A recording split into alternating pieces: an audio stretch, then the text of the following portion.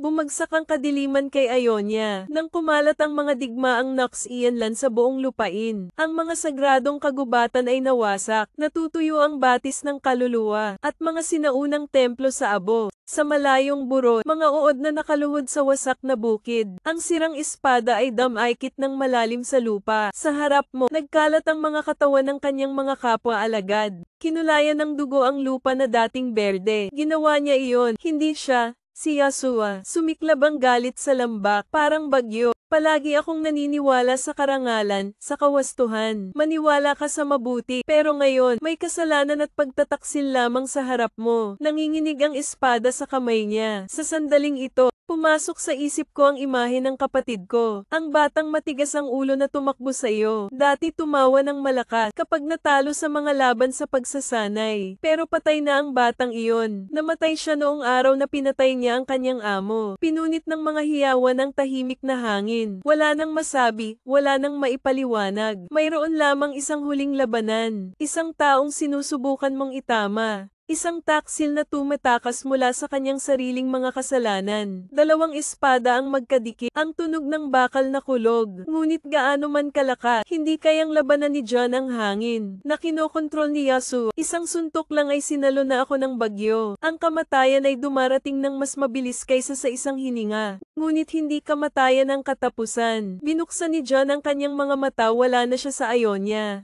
Sa harap mo ay isang anino na nakatayo doon. Mataas na malaking distortion na may napakalaking ngiti at pulang dugong espada. Isang halimaw na hindi pa nakita ni John. Pero matagal na itong nasa isip ko. Natalo ka ng 7. Umaalingaw-ngaw ang tawa sa dilim. Hinigpitan ni John ang kamay. Ngunit sa pagkakataong ito ay hindi ko na hinawakan ang aking espada. Siya mismo ang may hawak ng espada ng halimaw. At magbawas ka, hindi ka binitawan ng dilim. Iminulat ni John ang kanyang mga mata, nakatayo siya sa gitna ng madilim na kagubatan. Kung saan ang mga anino ng puno ay baluktot na parang masasamang kamay. Tumataas mula sa lupa, ang kumikislap na liwanag mula sa soulfire, umaaligid sa paligid, upang lumikha ng isang eksena na parehong pinagmumultuhan at makulimlim. Hinawakan ko ang kamay ko sa mukha ko, isang makinis na hilang mask na hindi maalis. Kinagat ni Zoom ang kanyang mga ngipin habang sinusubukang bunutin ito sa kanyang mukha. Pero parang isa sa katawan mo, mula sa kaloob-looban, may nararamdaman akong gumagalaw sa loob ko. Isang boses na bumulong sa tenga, mula sa pinakamalalim na antas ng kamalayan. Akala mo sarili mo pa rin. Naging iba ka na, lalaking nakamaskara. Isang halimaw, hindi mo maiiling ang iyong ulo para patahimikin ang boses na iyon.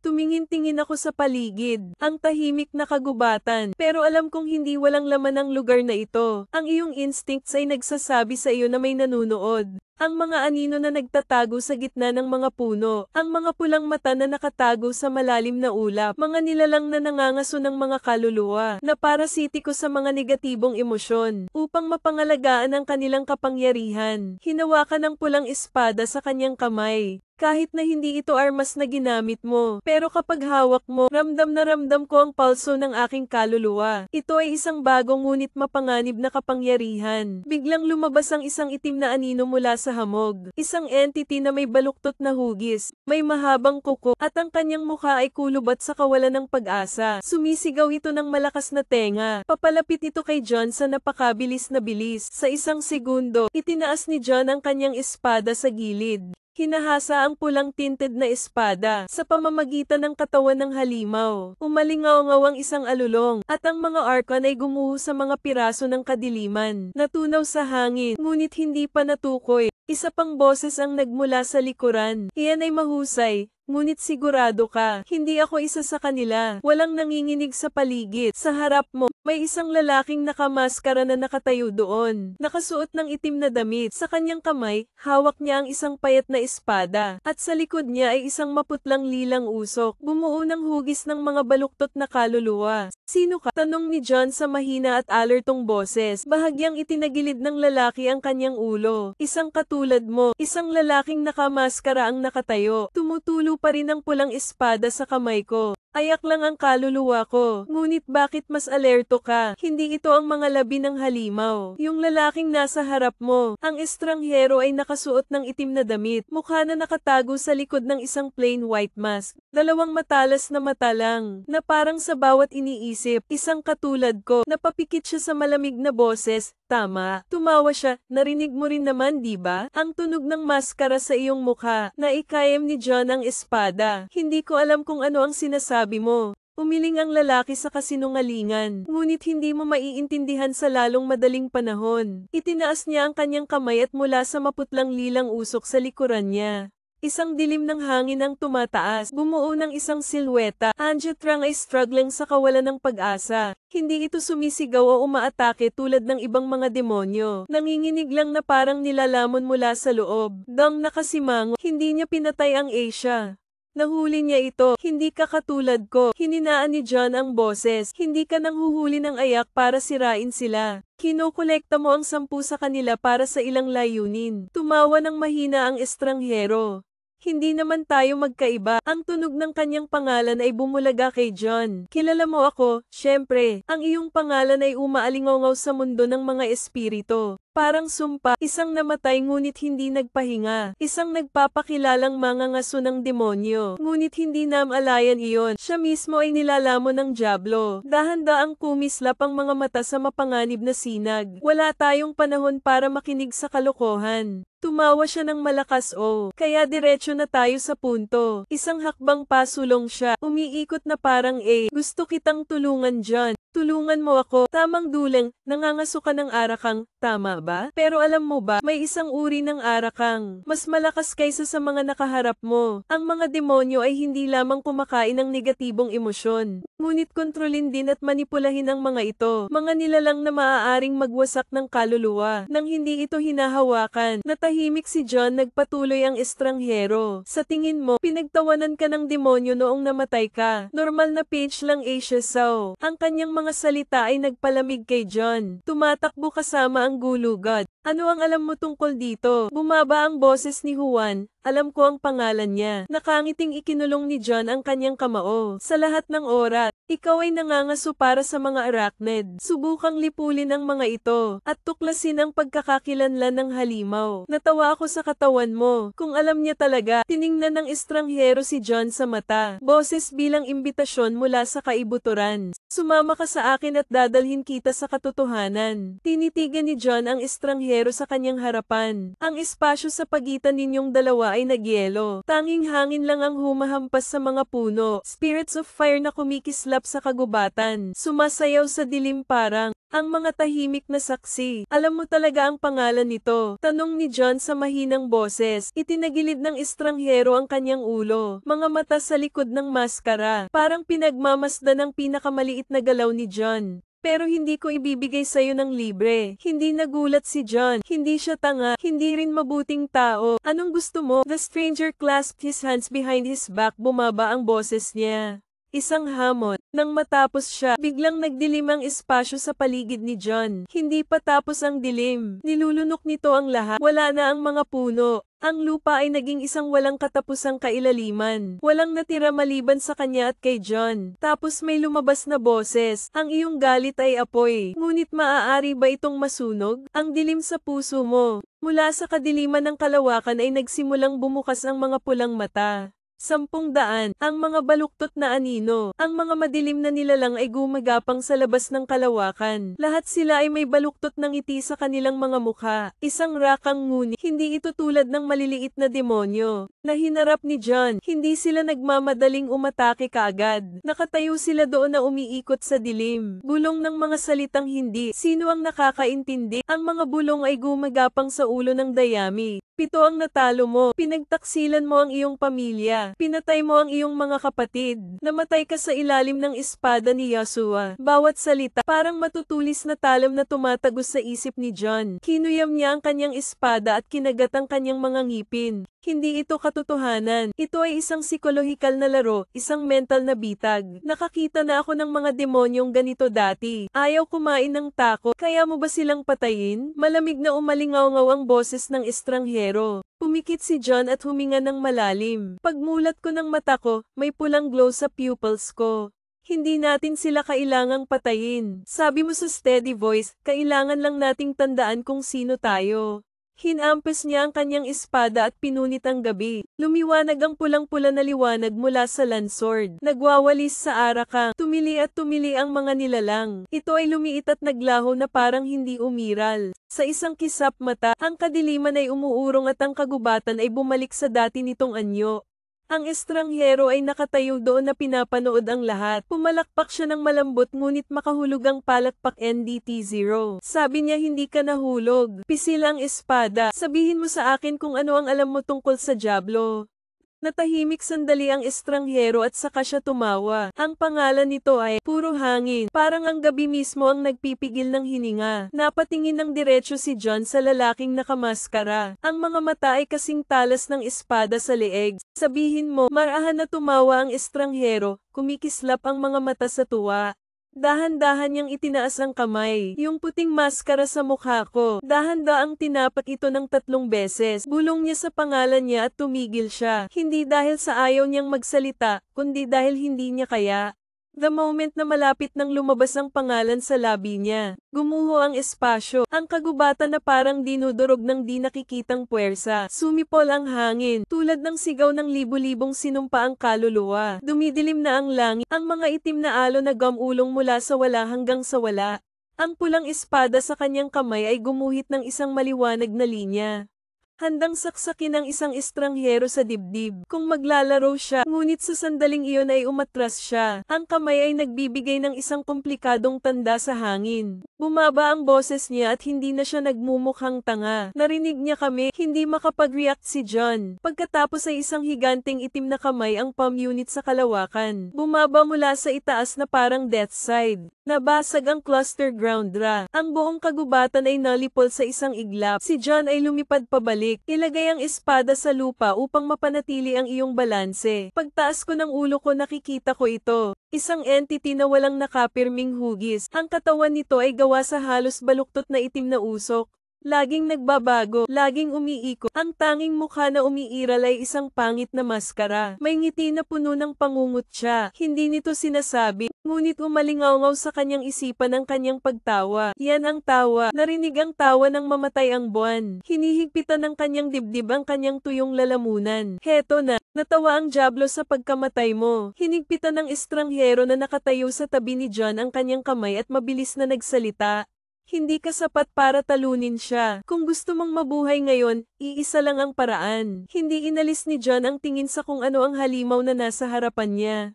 Tumingin siya ng diretso sa akin at kinuha ang kapangyarihan ko. Nanginginig na nakatayong hindi gumagalaw. Hindi iniwan ng kanyang mga mata ang halimaw sa kanyang harapan. Namilipit ang katawan nito na parang buhay na bangungot. Basag ang mukha sa ilalim ng baluktot na maskara na tumatawa pa rin. Ayan yon. Nandoon ang tawa. Sa iyong mga huling segundo, nakadikip ang mga daliri sa espada. Nag-aapoy ang gali. But at that moment bumulong ang lalaking nakamaskara sa tabi niya. Kung atakihin mo ito ngayon mamamatay ka. Hindi tumingin si John, pero malamig ang boses. Ano ang sasabihin mong gawin ko? Nakaluhod, nagmamakaawa na iligtas niya ang kanyang buhay. He tilted his head malalim pero piercing ang boses niya. Sinasabi ko sa iyo na tanggapin mo ang aking kapangyarihan. Ang alok ay nakabitin sa umiikot na espasyo. Lumingon sa kanya, sino ka? Mahinang tumawa ang estranghero. Pagkatapos ay tinanggal niya ang kanyang maskara. Sa likod ng makinis na puting maskara na walang mukha, mayroon lamang isang malalim na black hole. Isang walang katapusang spiral na lumalamon sa liwanag. Hindi na tayo AI. Ang boses na nagmumula sa hangin. Dati ako ay isang tulad mo. Isang lalaking humahabol sa mga halimaw na ito. Hanggang sa nilamon na kami nito. Nilagay niya ang kamay niya sa harap ni John. Pero kaya kung ibigay ang kailangan mo, ang kapangyarihang patayin ito. Ang hangin ay sumisigaw ng mga patak ng kadiliman na nagmumula sa araka. Twist, parang mga kamay na inaabot para hilahin sila sa kawalan. Wala nang masyadong ora, napatitig si John sa kamay na nasa harapan niya. Isang taksong tumanggap ng kapangyarihang pumatay sa demonyo. Ngunit sa anong presyo? Ngunit muling umalingaw-ngaw ang tawa nito. Muli tulad ng araw na namatay ka. Namumula ang mga mata ni John na walang ibang pagpipilian. Ibigay mo sa akin ang iyong kamay. Nang magkadikit ang dalawang kamay, napuno ng lamig ng kadiliman ang kanyang katawan. Pinisil ng chrome ang bawat butil ng karne. Bawat daluyan ng dugo ay niluluhod ko. Parang 1/0 of a nanogram kaluluwa mo ang napunit. Tapos sa isip ko may boses na bamulong. Mula ngayon, hindi ka na mangangaso. Ikaw ay bahagi ng kadiliman. Patayin ang demonyong iyon at hanapin ako. Bumukas ang mga mata ni John. Nawala ang pulang ilaw. Isang malalim na itim na pupil na lang ang natitira. Sinasalamin ng isang bagyo na malapit ng tumama. Hinawakan niya ang espada at nawala. Nanginginig ang espasyo. Bawat hangin ay umiikot. Parang sumisigaw ang mundo. Si John ay sumugod sa kanyang katawan na bahagyang marumi. Ito ay tulad ng pagsira sa mga tanikala ng katotohanan. Ang pulang espada sa kanyang kamay ay lumipad sa paligid. Lumilikha ito ng spiral ng madilim na hangin. Diretso patungo sa halimaw. Ang tunog ng laslas na naghihiwalay sa langit. Gumuho ang lupa sa ilalim ng dalisay na presyon ng kadiliman. Mga alon sa bagyo. Ngunit hindi nagtatago ang halimaw. Nakatayo ito na parang naghihintay. Nang hawakan na ng talamang baluktot nitong maskara, may nangyari. Buong isang matigas na puwersa ng pagkakulong sa lugar. Nakaramdam ako ng invisible force na humawak sa katawan ko. Hindi ka maaaring ilipat ng 1 pulgada pasulong. Bawat sinulid ng kadiliman mula sa halimaw. Kinukuha nito ang espasyo sa paligid nito. Gawing buhay na kulungan ang lugar na ito. Akala mo kaya mo na akong patayin this time, sabi niya. Wala nang tawa na umaalingaw sa isip ko. Isa lang ang basag na boses na parang gawa sa libu-libong sirang pangarap. Nagtaas ng kamay ang halimaw. Sumasabog ang kadiliman sa paligid. Nakapulupot sa katawan ni John na parang tsunami. Sa isang lugar sa isip ko, natagpuan ni John ang kanyang sarili na nakatayo sa harap ng salamin. Ngunit hindi ikaw ang sumasalamin dito. Siya yon. Siya ang demonyong pumatay sa'yo. Nanlamig ang mukha ni John. Kung hinawakan mo ang salamin, hindi ako magpapatalo sa'yo. Basag na salamin, kasabay nito sa realidad. Nanginginig na naman ang mga mata niya sa pulang ilaw. Sinira mo ang mga tanikala ng kadiliman sa paligid mo. Pagkatapos ay magtapo ng isang tuwid na slash. Sa pagkakataong ito ay hinawakan ng talamang halimaw. Ang hiyawan na pumupunit sa buong gabi. Ang mga patak ng kadiliman ay nahuhulog na parang abo. Ngunit ang halimaw ay hindi patay. Tumawa lang ito, nagbago ka na. Ang kanyang mga mata sa aking kaluluwa. Ngayon ikaw ay katulad ko. Tapos wala na. Tanging kadiliman ang natitira sa paligid ng zone. At isang tanong ang pumasok sa isip ko. Tayo pa ba ang sarili natin? Napakatahimik ng espasyo na nakakatakot. Tapos na ang bagyo. Ngunit, lumulutang pa rin sa hangin ang abo ng dilim. Si John ay nakatayo sa gitna ng isang desyerto na larangan ng digmaan. Maliit ang pulang espada, bawat patak ng demonyong enerhiya sa lupa. Napatingin ako sa kamay ko, hindi dahil sa takot, hindi dahil sa pagod. Wala na kasi akong nararamdaman. Ang galit ngayon lang ang galit, double cut na pakiramdam. Ang katotohanan ay sumiklab lahat, parang tsunami na tinangay ang lahat. Pero ngayon kapag naayos na ang lahat, isang walang katapusang kawalan na lang ang natitira. Anong ginawa ko? Bulong niya, pero walang sumasagot. Wala nang demonyo sa harapan ko. Isang itim na maskara lamang ang nahulog sa lupa. Ang maskara ng Asia Kang, ang mga nilalang. Parasitize sa mga takot at negatibong emosyon ng mga tao. Sa tuwing nasa Ira ang Asia Kang, magiging maskara ang tunay niyang pangalan. Parang bakas ng durog na kaluluwa. Yumuko ang uod at pinulot ito. Sa sandaling hinawakan mo ang maskara, napuno ng kakaibang agos ng mga alaala ang aking isipan. Lahat sila tsinela, pinagtaksilan nila ako, kailangan nilang magbayad. Ayaw naming mamatay. Huwag mo akong iwan. Huwag mo akong iwan. Ang imahe ng isang madugong batang mandirigma, nakatayo sa gitna ng mga patay. Yung mga kasama niya dati, kanyang mga kamag-anak. Tinitigan ko siya ng may galit na mga mata. At pagkatapos ay iniwan siya. Sumabog ang puot sa kanyang puso. Nilunok siya nito. Gawin siyang halimaw na kamamatay lang ni John. Isang nawawalang kaluluwa. Hindi kay John ang boses na iyon. Bumalik ako sa tabi mo. May nakatayong lalaking nakamaskara. Siya ang umabot kay John. Sa nakaraang kabanata, naramdaman mo na ba? Tanong niya sa boses na kasing lambot ng hangin. Ang linya sa pagitan ng mga tao at mga halimaw ay napakanipis. Tiningnan ni John ang maskara sa kanyang kamay. Ang totoo ay tama siya. Isang hakbang lang ang nawala. Konting po, isang maling desisyon. Kaya ang isang tao ay maaaring maging isang demonyo. Tulad ng mandirigma, tulad ng kanyang sarili, o kahit na tulad ni John mismo. Naramdaman kong nanginginig ang maskara sa mukha ko. Parang tumatawa din siya. Ang maskara sa nanginginig na mga kamay. Umaalingaw sa aking isipan ang mga bulong. Tulad ng daan-daang boses na pinagsama-sama. Isang butas na sakit sa ulo. Kinailangan ni John na ikuyom ang kanyang kamao. Subukan mong kumalma. Ang lalaking nakamaskara sa tapat mo ay nakatayo doon na hindi gumagalaw.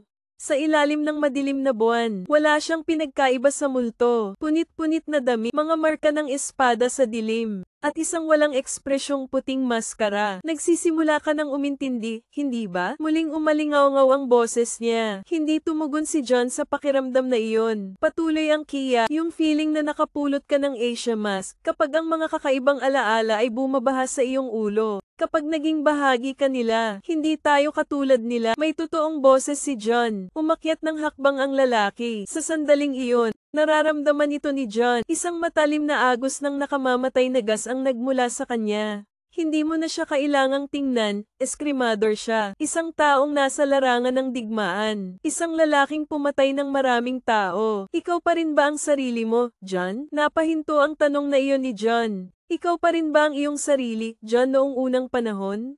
Isang kapatid, isang mandirigma na nagtatanggol sa kanyang sariling bayan. Namatay siya sa ilalim ng espada ni Yasua. Ano ang natitira ngayon? Isang hunter arcan, isang isinumpang nilalang. Isang multo ng iyong sarili, tumahimik ka. Ayaw nang isipin ni June. Nagmamadali ka. Dumiretso ang pulang espada sa lalaking nakamaskara. Sa espada ni John ay tumigil. Yung nakasuot ng maskara hawak ang suntok gamit ang mga kamay. Hindi mga kamay. Kailan niya hinugot ang kanyang espada? Ngunit napakabilis nito kaya hindi ito nakita ni John. Ang dulo ng kanyang espada ay isang buhok na malayo kay John. Masyadong mabagal, mahinahong sabi niya. Inilabas ni John ang kanyang espada at naghagis ng 3 sunod-sunod na laslas. Sa pagkakataong ito ay iniwasan niya silang lahat ngunit hindi siya nag-counterattack. Nakatayo lang siya habang nakatingin kay John. Parang may hinihintay. Isang nakakagulat na galitang sumiklab kay John. Buong lakas niyang nilaslas ang pinakamalakas na espada. Sa pagkakataong ito ay hindi na siya nakatakas. Nagtaas siya ng kamay. Hayaang maputol ang talam ni John sa kanyang maskara, Jack. Naputol ang maskara sa kalahati at nang mahulog ito. Bakas ang mukha niya. Ang maskara ay nabasag sa mga piraso na nahuhulog sa lupa. Bahagyang ipinikit ni John ang kanyang mga mata. Hindi siya estranghero. Ang lalaking nasa harap ni John, parang lumabas sa bangungo, maputlang bala, na parang hindi na ito pag-aari ng mundo ng mga tao. Sinasalamin ng kanyang pulang-pula na mga mata ang malamig na buwan.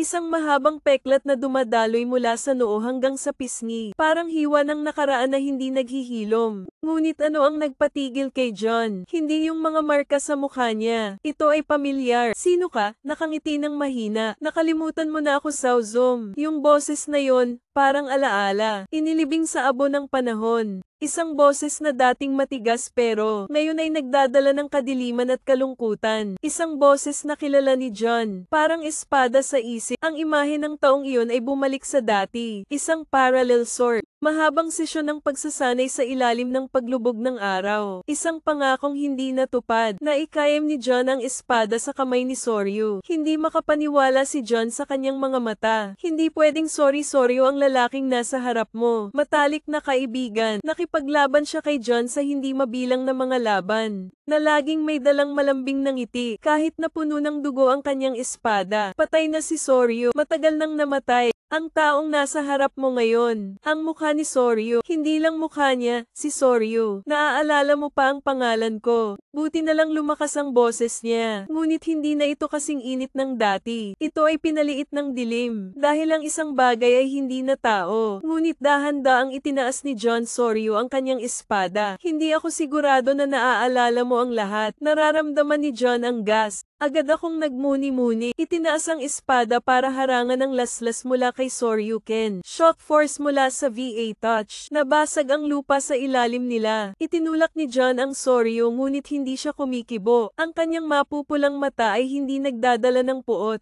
Ito ang 7 pag-asa. Ikaw ay mahina. Hindi sumagot si John. Tumingin siya ng diretso kay Soryu para hanapin ang sagot. Patay ka. Sinabi ni John na nakita namin ito ng aming mga mata. Tumawa si Soryu at namatay. Oo, yumuko siya. Kinuha ang isang maskara ng ayak mula sa lupa. Ngunit hindi kamatayan ang katapusan, di ba, John? Namatay ka rin minsan. Naiintindihan mo na ikayam ni John ang kanyang espada. Nilamon din ng dilim si Soryu. Siya rin ay naging isang bagay na hindi na tao. O mas delikado pa siya kaysa sa iba. Isang malamig na hangin ang umiihip sa pagitan ng dalawang matandang magkaibigan. Ang puwang ay tila na puno ng isang bangin. Hindi makalusot. Itinutok ni Soryu ang kanyang espada kay John. Tatanungin ko ulit si John. Naaalala mo ba talaga ako? Alalahanin mo ang ating pinagdaanan. O naaalala mo lang ang version ko na gusto mong paniwalaan? Hindi sumagot si John dahil hindi siya sigurado sa sarili niya. Umiihip ang hangin sa pamamagitan ng pagdadala ng lamig ng gabi. Dalawang lalaking nakatayo sa tapat ng isa't isa. Ang espada ay nakaturo ng diretso sa kalaban. Hindi maitatanggi ni John ang katotohanang nasa harapan niya. Buhay pa si Soryu, ngunit hindi na siya ang dating tao. Anong gusto mo? Nagsalita si John sa mahinang boses. Soryu ngiti, pero napakaraming unpredictable sa ngiti na iyon. Gusto kong maalala mo, alalahanin mo ang totoong nangyari. Sa sandaling iyon ay dumating ang sakit, parang di nakikitang espada na tumusok sa isip. Bakas ang mga alaala na hindi na sigurado si John ay totoo.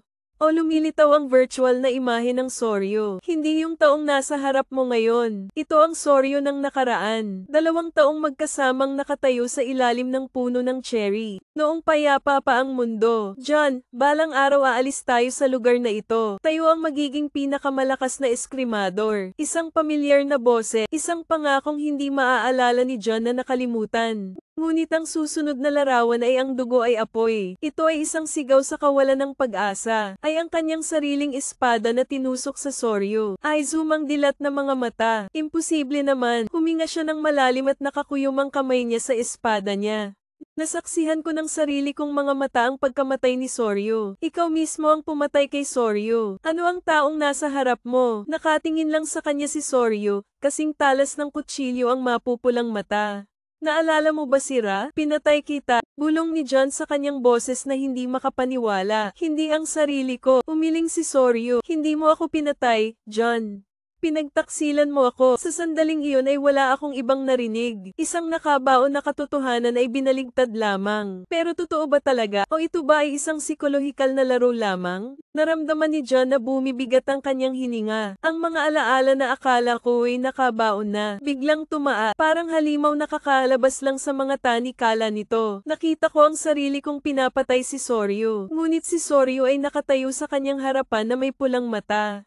May boses na puno ng panghuhusga. Hindi yan ang totoo, pinagtaksilan kita. Tumingin ng diretso si John kay Soryu sa mahinang boses. Dahan-daang naglakad si Soryu papunta sa akin. Ang espada sa kanyang kamay ay pumutok sa mahinang tunog. Parang may binubulong. Naisip mo na ba, bakit nasira ang alaala mo? Dahan-daang kinuyam ang espada. Nagtataka ako noon. Napakalabo ng pagkamatay ni Soryu noong gabing iyon. Parang nabura ang isang parte ko. Sino ang gumawa niyan? Umaasa si Juan Pito na ang kanyang mga mata ay mas matalas kaysa dati. Mahinang tumawa si Soryu. Malalaman mo sa lalong madaling panahon. Pero bago mo makuha ang sagot, itinaas niya ang kanyang espada hanggang sa itinutok ito kay John. Gusto kong makita kung karapat-dapat kang maalala. Humanda ka, John. Maglalaban tayo. Wala nang salita. Tanging angal lang ng hangin. Ang lamig ng hangin sa pagitan ng dalawang lalaki. Itinutok ni Soryu ang kanyang espada kay John. Hindi nagpatinag ang mapupulang mata niya. Hindi umatras si John. Hindi ko alam kung ano ang totoo, kung ano ang kasinungalingan. Pero isang bagay ang alam kong sigurado. Ang espada ay hindi kailanman nagsisinungaling. Tanging ang espada ay salamin ng tunay na pagkatao ng isang eskrimador. Kaya kung gusto mong malaman ang totoo, may paraan ka lang para lumaban. Halika dito, bulong ni Soryu. Sa sandaling iyon ay nawala siya. Hinawakan niya ang espada. Lumitaw si Ken Soryu sa harapan niya. Ang kanyang espada ay kumikislap na parang kidlat. Agad namang umatras si John, ngunit hindi siya tumigil. Ang mga espada ay patuloy na nahuhulog. Matalas ang bawat lasla. Ito ay tulad ng pagputol sa kalawakan. Naramdaman ni John ang pressure. Si Soryu ay mas malakas kaysa dati. Ngunit ang pinaka nakakatakot ay hindi ang kanyang kapangyarihan. Ito ang pamilyar na pakiramdam sa mga espadang iyon. May napagtanto si John. Itong swordsmanship style, hindi ito sayo. Sorry, ngumisi ng napakabagal at saka kumaway. Isang espada ang palm unit sa hangin at dumiretso sa loob. Walang ibang paraan. Itinaas ko ang aking espada. Ngunit isang hindi nakikitang puwersa ang darating. Napabuga ng malakas si Boom John sa lupa. Tumataas ang alikabok. Naramdaman kong tumutulo ang dugo mula sa gilid ng labi ni Soryu. Mula sa hakbang hanggang sa kanyang espada ay mahinang lumipad. Parang humihinga. Nagsisimula ka ng mapagtanto, hindi ba? Nalinlang ka. Kinagat ni John ang kanyang mga ngipin habang sinusubukang tumayo. Hindi ko alam kung sino ang humadlang sa alaala ko. Hindi ko alam kung ano ba talaga ang pinagdaanan ni Soryu. Pero isang bagay ang sigurado ako. Ano man ang katotohanan, malalaman natin sa ating sarili. Naikayam ko ang aking espada. Ang kanyang mga mata ay kumikinang sa malamig na sinag ng liwanag.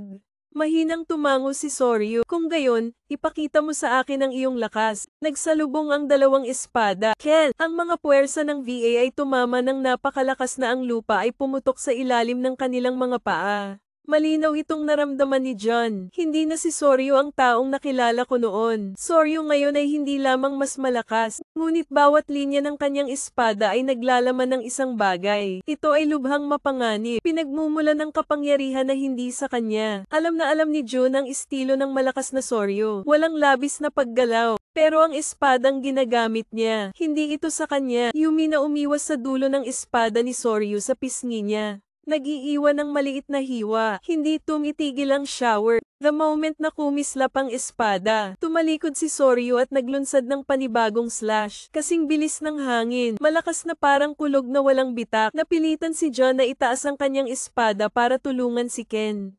Bumabalik ang pressure. I-slide mo ako sa lupa. Alam mo ba yon, John? Nagtaas ng boses si Soryu na kasing lamig pa rin ng yelo ang kanyang mga mata. Ito ay hindi lamang ang aking kapangyarihan. Inangat ni John ang kanyang ulo na may mabigat na hininga. Alam ko na yan dati. Ang espada ni Soryu ay isang bagay na pamilyar. Ito ay hindi kanya. Ito ay Edsuma. Imposible naman. Bulong ni John na patay na si Edsuma. Ang teknik niya ang pumatay sa kanya. Ang tanging taong nagmana ng estilong ito ay si Yasuo. Kaya bakit ginagamit ito ni Soryu? Si Ken na may espadang pumupunit sa hangin ay sumugod upang bumalik sa realidad. Nagmamadali ka, ngunit hindi mo ito maiiwasan ng lubusan. Isang malalim na hiwa sa iyong balikat. Ang pagbuhos ng dugo ay kinulayan ng pula ang kamiseta. Hindi tumitigil si Soryu. Dahan-dahan siyang naglakad patungo kay John. Umaalingaw pa rin ang espada sa malalambot nitong daing. Parang kaluluwang bumubulong. Oras na, John. O harapin mo ang katotohanan. Itataas niya ang kanyang espada o mamamatay ka sa aking mga kamay. Hindi kailanman naramdaman ni John ang pressure na ito. Sakit ng sugat sa balikat. Paalalahanan mo ako, ito ay hindi isang normal na tugma. Hindi lang mas malakas si Soryu. Dinadala niya, bagay na hindi sa kanya. Ang kanyang espada ay nagsasalita. Hindi mahalaga ang katotohanan, John. Dahan-daang bulong ni Soryu. Ang malalakas lang ang may karapatang magdesisyon. Dumating siya ng kasing bilis ng hangin. Ang espada ay nahulog na parang kulog. Uod kagat ngipin paikutin ng mga tao maiwasan ang suntok. Ngunit sa sandaling umiwas ka, ang espada ni Soryu ay nagbago ng direksyon sa kalagitnaan ng hangin. Walang paraan ang espadang ito, Ken. Mabilis na itinaas ni John ang kanyang espada. Ngunit ang presyon ay napakalakas na ikaw ay itinulak pabalik. Mahigpit na nakasaksak ang mga pin sa lupa na nag-iiwan ng mahabang guhit. Hindi ito espada ni Soryu. Ito ang espada ni Edsuma. Ngunit hindi iyon ang pinaka nakakatakot na bagay. Ang espada ni Soryu, hindi lang LD Sume style. Bulong nito, nararamdaman ko, may kung ano sa loob ng espadang iyon. Isang kaluluwa 01, isang bagay na mas masahol pa. Isang nilalang na sumisira sa kaluluwa ng Soryu. Sino ang nasa loob mo, Soryu? Huwan pitong naikayam ng kamay ng pag-asa ang espada. Mahinang tumawa si Soryu, pero sa mata niya, may kumislap na luha. Dahan-dahan lang, John. Ang katotohanan ito ay sa akin. Kung gusto mo, itinaas niya ang kanyang espada ang pulang liwanag na sumasalamin sa kanyang mga mata. Halika at kunin ito. Ang katotohanan ito ay sa akin. Umalingaw-ngaw na parang kulog ang mga salita ni Soryu. Hindi natinag si John. Pinunasan niya ang dugo sa balikat habang nakapikit. Kung sa tingin mo natatakot ako, itinaas niya ang kanyang espada. Steel na kumikinang sa dilim. Nakalimutan mo na kung sino ako, Soryu. Haha, tumawa ng mahina si Soryu. Pero may kakaiba sa mga mata niya. Hindi ito ang Soryu na alam ni John noon. May ibang tumatawa sa kanya. Walang babala. Walang signal, kaya nawala si Ryo. Isang airflow ang sumasabog ngayon. Nag-iwan ng landas ang kinatatayuan niya. Agad namang nag-react si John. Binalingan niya si Ken. Dalawang Vasword na dumadampi sa harap mo. Ang puwersa ng pagkabigla ay lumilikha ng isang marahas na puyo ng tubig. Kinagat ni John ang kanyang mga ngipin, ngunit nararamdaman ito ng mga kamay. Ang lakas sa atakeng ito. Hindi mo ako matatalo, John. Hindi natin mapapanalo ang nabubuhay sa loob natin. Ano ang nasa loob niya? Biglang napagtanto ni John ang isang lata ng Ra. Isang demonyo na kumakain ng mga kaluluwang gusot. Hindi lang ito ang pumalit sa Soryu, ngunit nakawin din ang mga alaala ng LD Suma. Kaya ito ang katotohanang iniingatan niya. Sumimangot, matalas ang mga mata.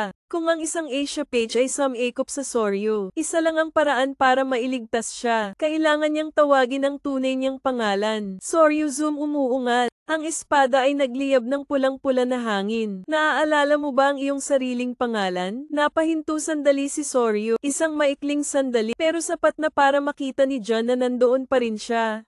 Nakakulong sa sariling katawan, Soryu. Naaalala mo ba ang iyong sariling pangalan? Sa pagkakataong iyon ay kumikislap ang mga mata ni Soryu. Panandalian lang, pero nakita ito ni Jong. Ang tensyon sa isip niya. Part of Soryu ay nahihirapan pa rin, pero hindi madaling bitawan ang nasa kanya. Mahinang tumawa si Soryu, ngunit ang kanyang boses ay hindi na sa kanya. Kalokohan lang ang pangalan. Ang tanging bagay na umiiral ay kapangyarihan. Tumingin ka sa akin, John. Itinaas niya ang kanyang espada. Dahan-daang tinatakpan ng itim na gas ang talam ng bakal. The spooky shapes na panandalian. Sa masamang fog village, ito ang aking bagong katotohanan. Negatibong pressure boom, nanginginig ang lupa, at isang agos ng madilim na hangin ang dumaan sa larangan ng digmaan. Nagtiis si John, pero malinaw kong nararamdaman na may nagbago. Hindi na si Soryu. Namatay ka rin minsan. Naiintindihan mo na ikayam ni John ang kanyang espada. Nilamon din ng dilim si Soryu. Siya rin ay naging isang bagay na hindi na tao. O mas delikado pa siya kaysa sa iba. Isang malamig na hangin ang umiihip sa pagitan ng dalawang matandang magkaibigan. Ang puwang ay tila na puno ng isang bangin. Hindi makalusot. Itinutok ni Soryu ang kanyang espada kay John. Tatanungin ko ulit si John. Naaalala mo ba talaga ako? Alalahanin mo ang ating pinagdaanan. O naaalala mo lang ang version ko na gusto mong paniwalaan? Hindi sumagot si John dahil hindi siya sigurado sa sarili niya. Umiihip ang hangin sa pamamagitan ng pagdadala ng lamig ng gabi. Dalawang lalaking nakatayo sa tapat ng isa't isa. Ang espada ay nakaturo ng diretso sa kalaban. Hindi maitatanggi ni John ang katotohanang nasa harapan niya. Buhay pa si Soryu, ngunit hindi na siya ang dating tao. Anong gusto mo? Nagsalita si John sa mahinang boses. Soryu ngiti, pero napakaraming unpredictable sa ngiti na iyon. Gusto kong maalala mo, alalahanin mo ang totoong nangyari. Sa sandaling iyon ay dumating ang sakit. Parang di nakikitang espada na tumusok sa isip. Bakas ang mga alaala na hindi na sigurado si John ay totoo. O lumilitaw ang virtual na imahe ng Soryu. Hindi yung taong nasa harap mo ngayon. Ito ang Soryu ng nakaraan. 2 taong magkasamang nakatayo sa ilalim ng puno ng cherry. Noong payapa pa ang mundo. John, balang araw aalis tayo sa lugar na ito. Tayo ang magiging pinakamalakas na eskrimador. Isang pamilyar na boses. Isang pangakong hindi maaalala ni John na nakalimutan. Ngunit ang susunod na larawan ay ang dugo ay apoy. Ito ay isang sigaw sa kawalan ng pag-asa. Ay ang kanyang sariling espada na tinusok sa Soryu. Ay zoomang dilat na mga mata. Imposible naman. Huminga siya ng malalim at nakakuyom ang kamay niya sa espada niya. Nasaksihan ko ng sarili kong mga mata ang pagkamatay ni Soryu. Ikaw mismo ang pumatay kay Soryu. Ano ang taong nasa harap mo? Nakatingin lang sa kanya si Soryu, kasing talas ng kutsilyo ang mapupulang mata. Naalala mo ba si Ra? Pinatay kita. Bulong ni John sa kanyang boses na hindi makapaniwala. Hindi ang sarili ko. Umiling si Soryu. Hindi mo ako pinatay, John. Pinagtaksilan mo ako. Sa sandaling iyon ay wala akong ibang narinig. Isang nakabaon na katotohanan ay binaligtad lamang. Pero totoo ba talaga? O ito ba ay isang psikolohikal na laro lamang? Naramdaman ni John na bumibigat ang kanyang hininga. Ang mga alaala na akala ko ay nakabaon na, biglang tumaa. Parang halimaw nakakalabas lang sa mga tanikala nito. Nakita ko ang sarili kong pinapatay si Soryu. Ngunit si Soryu ay nakatayo sa kanyang harapan na may pulang mata.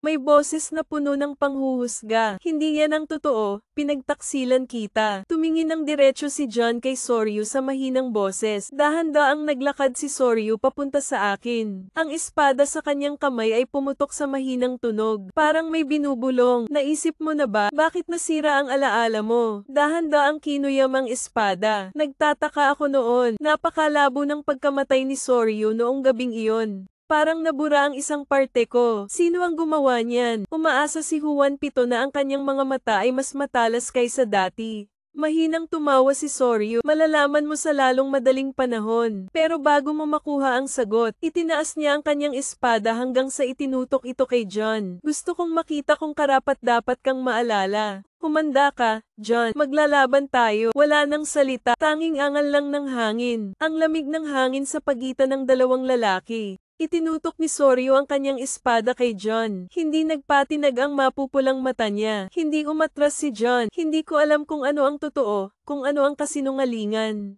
Pero isang bagay ang alam kong sigurado. Ang espada ay hindi kailanman nagsisinungaling. Tanging ang espada ay salamin ng tunay na pagkatao ng isang eskrimador. Kaya kung gusto mong malaman ang totoo, may paraan ka lang para lumaban. Halika dito, bulong ni Soryu. Sa sandaling iyon ay nawala siya. Hinawakan niya ang espada. Lumitaw si Ken Soryu sa harapan niya. Ang kanyang espada ay kumikislap na parang kidlat. Agad namang umatras si John, ngunit hindi siya tumigil. Ang mga espada ay patuloy na nahuhulog. Matalas ang bawat lasla. Ito ay tulad ng pagputol sa kalawakan. Naramdaman ni John ang pressure. Si Soryu ay mas malakas kaysa dati. Ngunit ang pinaka nakakatakot ay hindi ang kanyang kapangyarihan. Ito ang pamilyar na pakiramdam sa mga espadang iyon. May napagtanto si John. Itong swordsmanship style, hindi ito sayo. Sorry, ngumisi ng napakabagal at saka kumaway. Isang espada ang palm unit sa hangin at dumiretso sa loob. Walang ibang paraan. Itinaas ko ang aking espada. Ngunit isang hindi nakikitang puwersa ang darating. Napabuga ng malakas si Boom John sa lupa. Tumataas ang alikabok. Naramdaman kong tumutulo ang dugo mula sa gilid ng labi ni Soryu. Mula sa hakbang hanggang sa kanyang espada ay mahinang lumipad. Parang humihinga. Nagsisimula ka ng mapagtanto, hindi ba? Nalinlang ka. Kinagat ni John ang kanyang mga ngipin habang sinusubukang tumayo. Hindi ko alam kung sino ang humadlang sa alaala ko. Hindi ko alam kung ano ba talaga ang pinagdaanan ni Soryu. Pero isang bagay ang sigurado ako. Ano man ang katotohanan, malalaman natin sa ating sarili. Naikayam ko ang aking espada. Ang kanyang mga mata ay kumikinang sa malamig na sinag ng liwanag. Mahinang tumango si Soryu. Kung gayon, ipakita mo sa akin ang iyong lakas. Nagsalubong ang dalawang espada. Ken, ang mga puwersa ng VA ay tumama ng napakalakas na ang lupa ay pumutok sa ilalim ng kanilang mga paa. Malinaw itong naramdaman ni John. Hindi na si Soryu ang taong nakilala ko noon. Soryu ngayon ay hindi lamang mas malakas, ngunit bawat linya ng kanyang espada ay naglalaman ng isang bagay. Ito ay lubhang mapanganib. Pinagmumula ng kapangyarihan na hindi sa kanya. Alam na alam ni John ang estilo ng malakas na Soryu. Walang labis na paggalaw. Pero ang espadang ginagamit niya, hindi ito sa kanya. Yumi na umiwas sa dulo ng espada ni Soryu sa pisngi niya. Nag-iiwan ng maliit na hiwa. Hindi tumitigil ang shower. The moment na kumislap ang espada, tumalikod si Soryu at naglunsad ng panibagong slash. Kasing bilis ng hangin, malakas na parang kulog na walang bitak. Napilitan si John na itaas ang kanyang espada para tulungan si Ken. Bumabalik ang pressure. I-slide mo ako sa lupa. Alam mo ba yon, John? Nagtaas ng boses si Soryu na kasing lamig pa rin ng yelo ang kanyang mga mata. Ito ay hindi lamang ang aking kapangyarihan. Inangat ni John ang kanyang ulo na may mabigat na hininga. Alam ko na yan dati. Ang espada ni Soryu ay isang bagay na pamilyar. Ito ay hindi kanya, ito ay Edzuma. Imposible naman, bulong ni John na patay na si Edsuma. Ang teknik niya ang pumatay sa kanya. Ang tanging taong nagmana ng istilong ito ay si Yasuo. Kaya bakit ginagamit ito ni Soryu? Si Ken na may espadang pumupunit sa hangin ay sumugod upang bumalik sa realidad. Nagmamadali ka, ngunit hindi mo ito maiiwasan ng lubusan. Isang malalim na hiwa sa iyong balikat. Ang pagbuhos ng dugo ay kinulayan ng pula ang kamiseta. Hindi tumitigil si Soryu. Dahan-dahan siyang naglakad patungo kay John. Umaalingaw pa rin ang espada sa malalambot nitong daing. Parang kaluluwang bumubulong. Oras na, John. O harapin mo ang katotohanan. Itataas niya ang kanyang espada o mamamatay ka sa aking mga kamay. Hindi kailanman naramdaman ni John ang pressure na ito. Sakit ng sugat sa balikat. Paalalahanan mo ako, ito ay hindi isang normal na tugma. Hindi lang mas malakas si Soryu. Dinadala niya, bagay na hindi sa kanya. Ang kanyang espada ay nagsasalita. Hindi mahalaga ang katotohanan, John. Dahan-daang bulong ni Soryu. Ang malalakas lang ang may karapatang magdesisyon. Dumating siya ng kasing bilis ng hangin. Ang espada ay nahulog na parang kulog. Uod kagat ngipin paikutin ng mga tao maiwasan ang suntok. Ngunit sa sandaling umiwas ka, ang espada ni Soryu ay nagbago ng direksyon sa kalagitnaan ng hangin. Walang paraan ang espadang ito, Ken. Mabilis na itinaas ni John ang kanyang espada. Ngunit ang presyon ay napakalakas na ikaw ay itinulak pabalik. Mahigpit na nakasaksak ang mga pin sa lupa na nag-iiwan ng mahabang guhit. Hindi ito espada ni Soryu. Ito ang espada ni Edozuma. Ngunit hindi iyon ang pinaka-nakakatakot na bagay. Ang espada ni Soryu, hindi lang LD Sume style. Bulong nito, nararamdaman ko, may kung ano sa loob ng espadang iyon. Isang kaluluwa 01, isang bagay na mas masahol pa. Isang nilalang na sumisira sa kaluluwa ng Soryu. Sino ang nasa loob mo, Soryu? Huwan pitong naikayam ng kamay ng pag-asa ang espada. Mahinang tumawa si Soryu, pero sa mata niya, may kumislap na luha. Dahan-dahan lang, John. Ang katotohanan ito ay sa akin. Kung gusto mo, itinaas niya ang kanyang espada ang pulang liwanag na sumasalamin sa kanyang mga mata.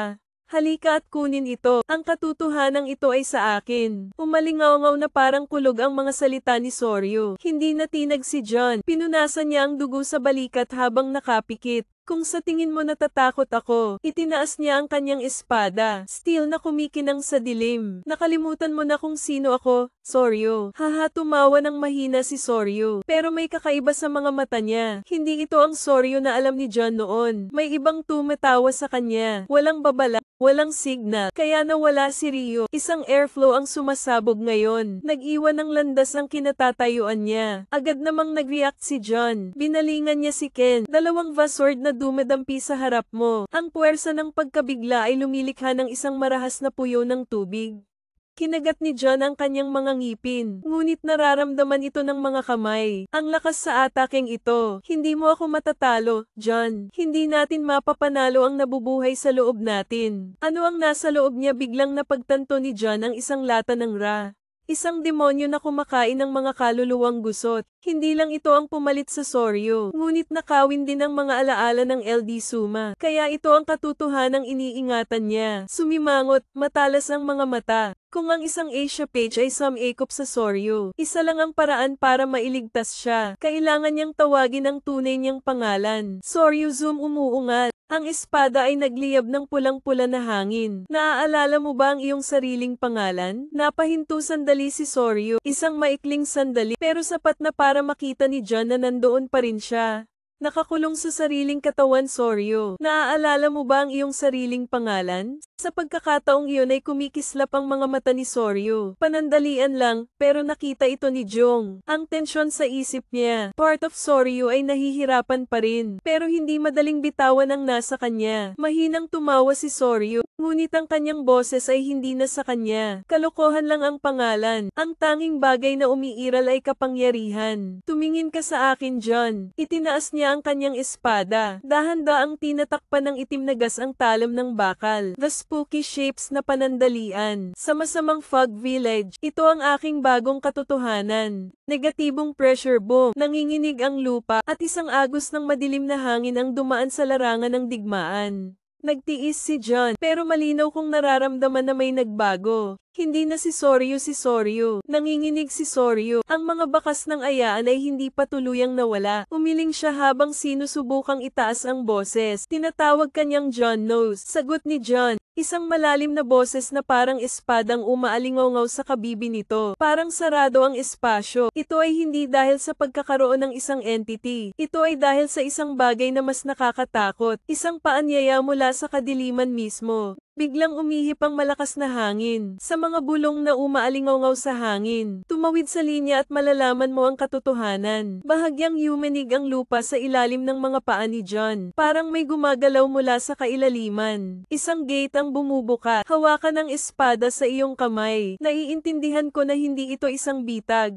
Ito ay isang pagkakataon. Isang pagkakataon upang malaman kung sino ang nagmamanipula nito. Ara kang para maunawaan ang entity na tumawag sa iyong pangalan. Lumapit si Yasuo sa kanyang maingat na tingin. Gusto mo talaga siyang sundan. Bumaba ang tingin niya sa maskara sa mukha niya. Kamakaway pa ito. Tapos tumingin ako sa steady eyes. Wala tayong ibang pagpipilian. Hindi na naghintay. Humakbang si John. At nilalamon ka ng dilim. Binalot ng kadiliman si Juan na parang walang katapusang kalaliman. Para lamunin ka, may liwanag, walang gravity. May nakakasakal lang na pakiramdam. At umaalingaw sa aking isipan ang mga bulong. Pinili mo ang landas na ito. Muling umalingaw ang boses na iyon. Ngunit sa pagkakataong ito ay mas malapit na. Gamitin ang clench ng espada. Naninigas ang katawan kapag nakikilala ang dilim. Walang laman ang paligid. Ang malabong mga hugis na lumilitaw. Lumilitaw ang daan-daan o libu-libong mga deformed na mukha. Walang laman ang mga mata nila pero pinagmamasdan ka. Eirakang ang mga nawawalang kaluluwa. Mga entity na humahabol sa mga negatibong emosyon. Pero hindi ko pa sila nakitang nagkukumpulan ng ganito. Biglang lumitaw ang lupa sa ilalim ng iyong mga paa.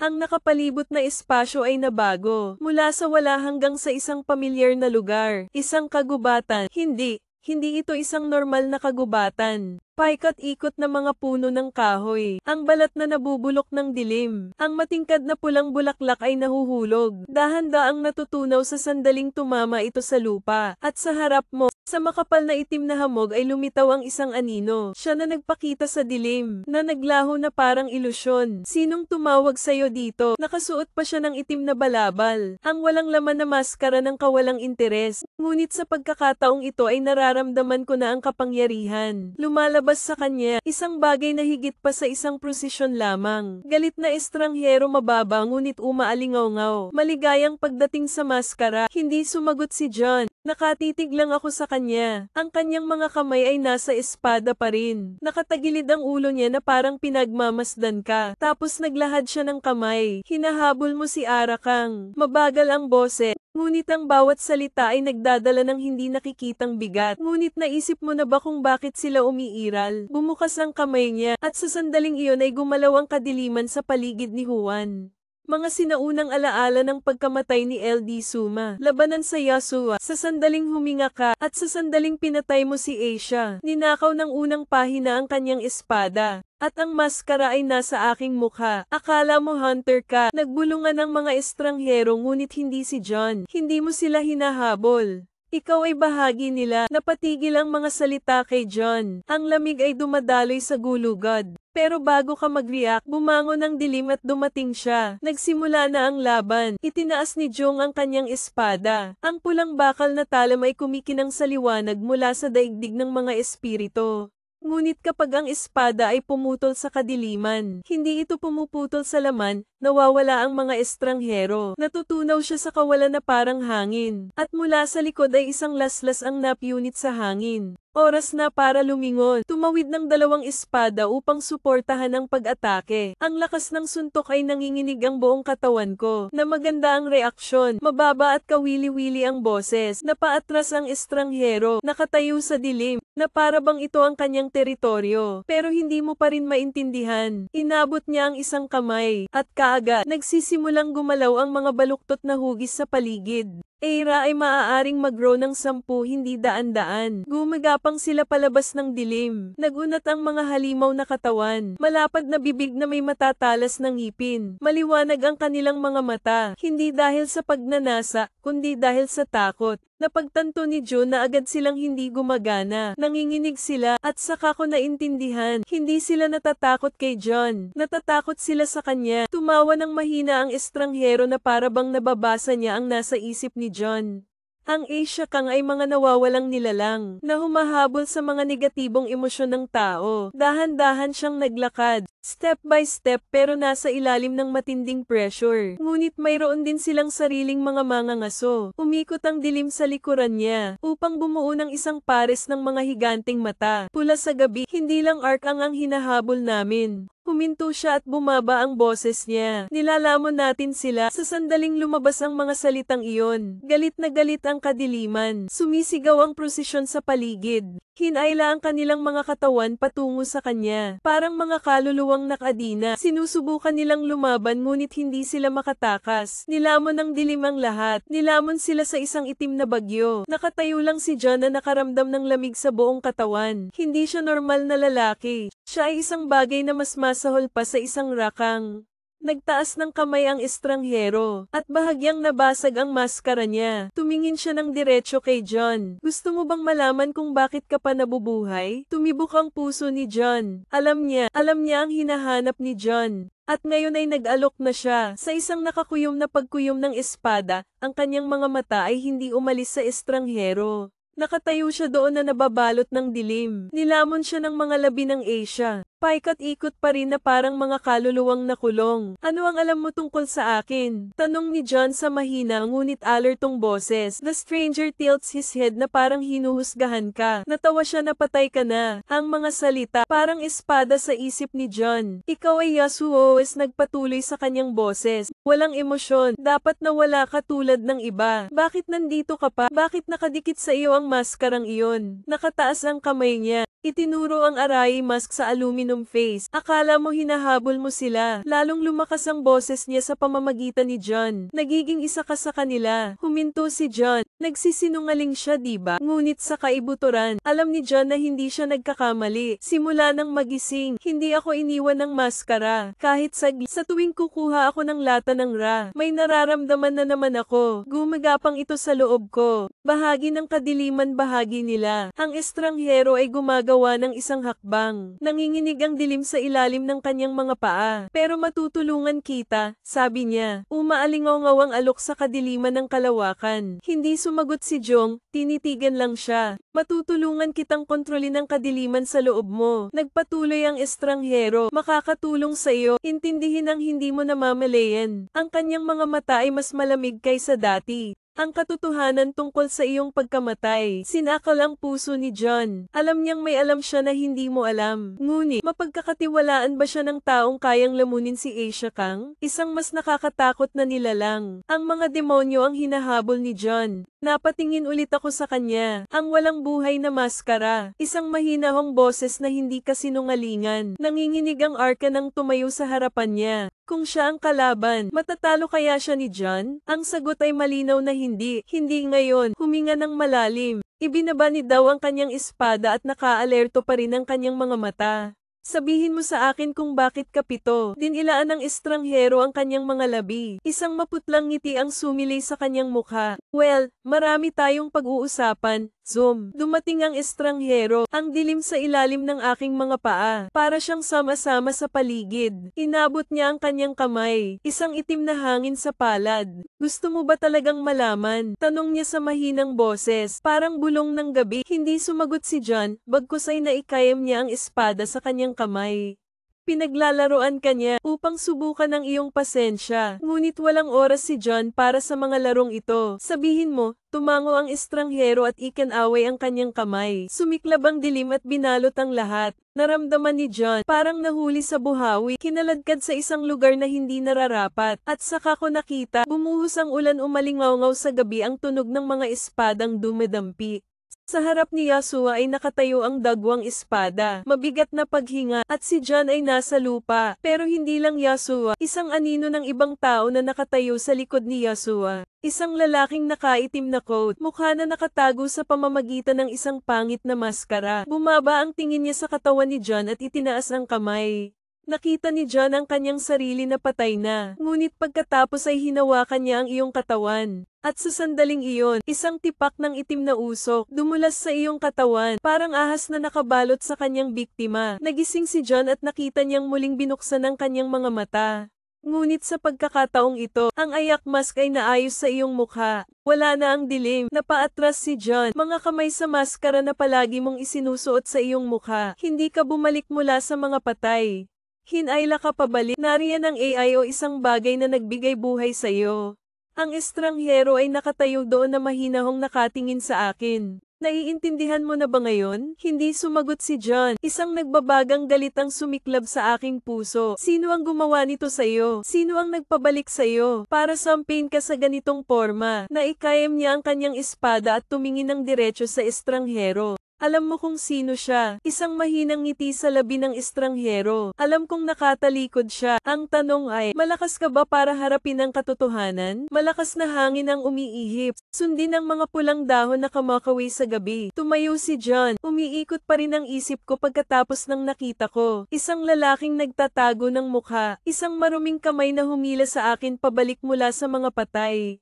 Hindi ka nabigyan ng pangalawang pagkakataon. Ikaw ay manipulahin. Naikayam ng kanyang kamay ang dulo ng kanyang espada. Ang pakiramdam ng galit ay tumataas na parang tsunami. Ngunit alam kong hindi ngayon ang oras para mawala ng kontrol. Nandoon pa rin ang estranghero. Tinalikuran niya si John na parang may hinihintay. Sabihin mo, Juan, sa mahinang boses, at sino siya? Tumawa ang estranghero, isang tawa na kasing lamig ng yelo. Hindi mahalaga ang kanyang pangalan. Ibinaling niya ang kanyang mga mata sa isang maliwanag na pulang ilaw. Ang mahalaga ay, handa ka na bang harapin siya o hindi? Isang jet ng itim na hangin ang tumataas mula sa kanyang katawan. Malawak na parang bagyo ng kadiliman. Umaalingaw-ngaw ang mga bulong sa kalawakan. Bawat tunog ay parang mga nawawalang kaluluwa na sumisigaw. Patunayan mo, John. Itinaas niya ang kanyang pulang dugong espada. Patunayan na ikaw ay sapat na malakas upang ituloy ang katotohanan. Nabasag ang espasyo na parang basag na salamin. At sa isang kisap mata ay sumugod ang estranghero. Paglalaro ng espada, uod ng reflector, agad na iniindayog ang espada para saluhin ang suntok. Ang VA ay tumama ng napakalakas na ang lupa sa ilalim ng kanyang mga paa ay pumutok.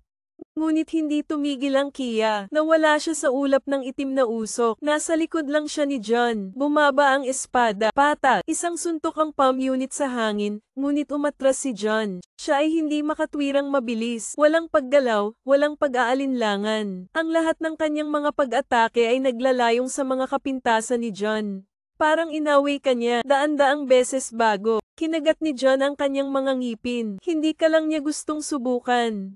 Gusto kanyang patayin, tapos hindi ako magkokompromiso. Huminga ng malalim. Ilagay ang iyong kamay sa maskara. Isang malamig na daloy ng hangin ang dumadaloy sa iyong gulugod. The Ark ang inyong sumisigaw. Pakiramdam ko ay gaman at lumakas ang katawan ko. Biglang naging malinaw ang mga galaw ng kalaban. Parang bumagal ang oras. Nang dumating muli ang estranghero ay handa na si Juan. Red at Blue Blades VA hinawakan sa isang kidlat bagyo. Morning magsisimula na talaga ang laban. Nagniningning ang langit sa pamamagitan ng mga spark na lumalabas sa laban. Bawat espada ay pinupunit ang hangin na nanginginig sa lupa. Paggawa ng malalim na hiwa sa malamig na bato. Itinulak ni John ang kanyang kalaban sa isang kisap mata. The stranger glides sa likod. Hindi nagbago ang pulang mata. Hindi nagpapakita ng emosyon. Ito ay tulad ng isang maliit na pagsubok para sa kanya. Mabuti yan. Tumango siya sa tahimik na boses. Pero ang bagal mo pa rin. Walang oras si John para tumugon. Nawala agad siya. Grabe ang bilis. Hindi ito makita ni John. Mararamdaman lang niya. Isang malapit na hangin na nagmumula sa likuran. Ang iyong instincts ay nagsasabi sa iyo na lumiko. Paalang na slash sword, espada ng kalaban, isang hairline lang mula sa leeg mo. Ngunit ito ay tumigil sa oras. Mabilis talaga, kinagat ni John ang kanyang mga ngipin. I-slide ang iyong mga paa pabalik upang iunat ang distansya. Ang estranghero ay hindi lamang nakatayo doon. Ang kanyang mga kamay ay nasa espada pa rin. Isang nakamamatay na katahimikan ng bumalat sa espasyo. As if naghihintay siya ng move from John. Naiintindihan ni John na hindi ito isang labanan sa kapangyarihan. Ito ay isang digmaan sa pagitan ng mga espada. Napapikit ako saglit, hayaang umihip ang hangin sa iyong buhok. Espada sa gabay na kamay. Nang imulat ko ang aking mga mata, muling nagbago ang aking kalooban.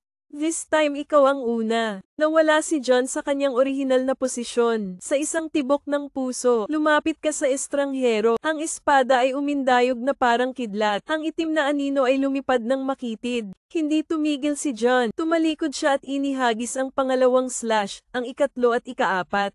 Lahat ng paraan, lahat ng espada ay nagdadala ng malamig na hangin ng isang mandirigma.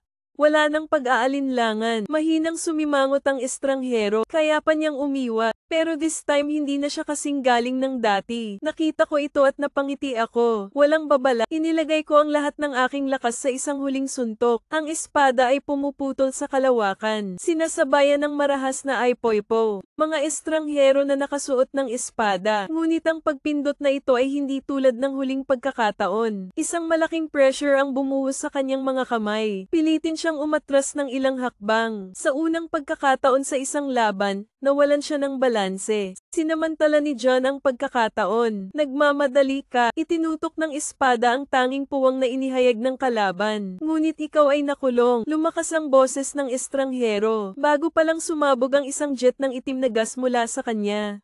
Ang tunog ay itinapon. Malayo sa iyong katawan VA malakas sa lupa. Gumawa ng malalim na dent. Matindi ang sakit, pero sinusubukan ko pa ring bumangon. Pagtingin ko, nakita ko ang stranger na nakatayo doon. Hindi ito kumikibo, pero this time may kakaiba na. Nagbago ang kanyang espada. Ang madilim na pulang talam ay nagbigay ng demonyong aura. Para itong buhay at uhaw sa dugo. Diretso niya itong binuhat patungo kay John. Tingnan natin kung hanggang kailan ka makakaligtas. Nagiging mabigat ang hangin hanggang sa masikip. Ang maitim na pulang espada sa batang kamay ng estranghero. Parang umuungol, nanginginig na parang hayop na nakakadena ng sobrang tagal. At malapit ng mapalaya, hindi naglakas loob na kumurap si John. Ramdam na ramdam ko ang abnormalidad. Isang daloy ng hangin. Hindi ito katulad ng anumang Alaska. Nakaharap ko na ito dati. Ito ay hindi lamang isang malakas na kaaway. Ito ay isang pagsubok ng tadhana. Itinutok ng estranghero ang kanyang espada kay John. Nararamdaman mo ba ito? Tanong niya. Mga boses na parang umaalingaw-ngaw mula sa malayong dimensyon. Hindi sumagot si John. Kinuyam lang niya ang kanyang espada. Hindi mo kailangang malaman kung sino ang nasa harap mo. Bakit kanya gustong ipaglaban? Ang alam ko lang kung mabibigo ako mamamatay ako, at hindi ako pwedeng mamatay. Huwag ngayon. Isang jet ng itim na hangin ang umagos mula sa pulang espada.